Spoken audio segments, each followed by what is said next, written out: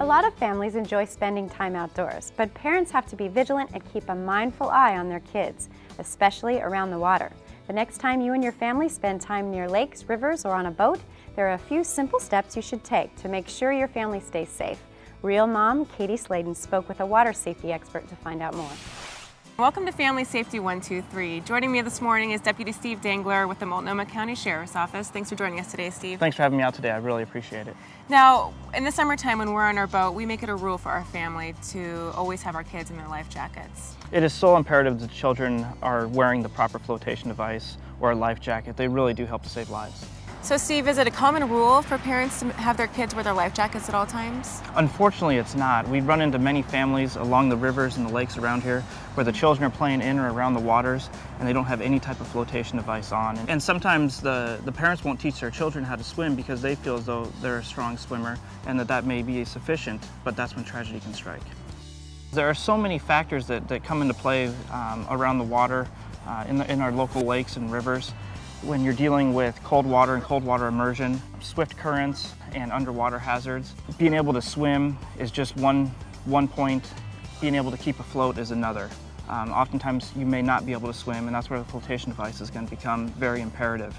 The other factor that comes to play is alcohol. Alcohol is in common usage around the lakes and the rivers, and that can impair somebody's ability to swim, somebody's ability to help out.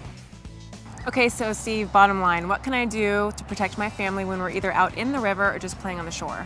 It's very important to know the water that you're going to be using, especially due to underwater hazards, swift-moving currents, and in some areas you have the cold water that you're going to have to deal with.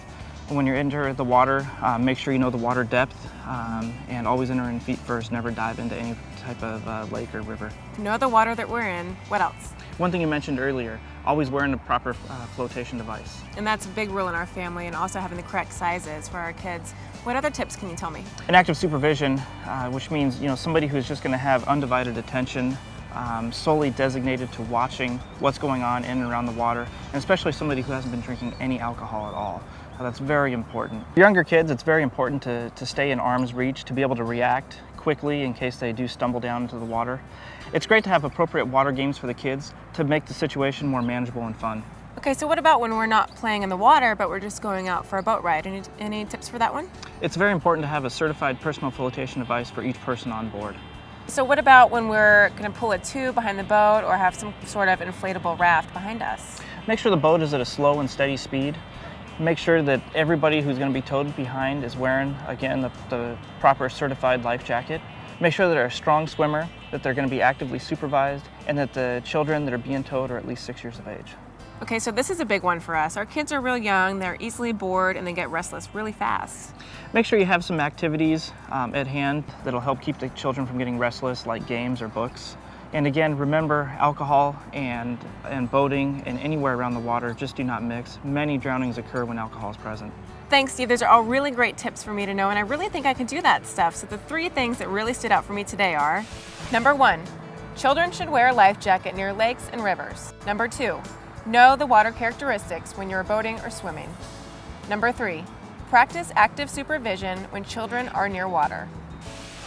Adult supervision is also a great way to make sure that your kids are following water safety rules. And be prepared, learn CPR and other rescue techniques. Knowing what to do in an emergency can save a life.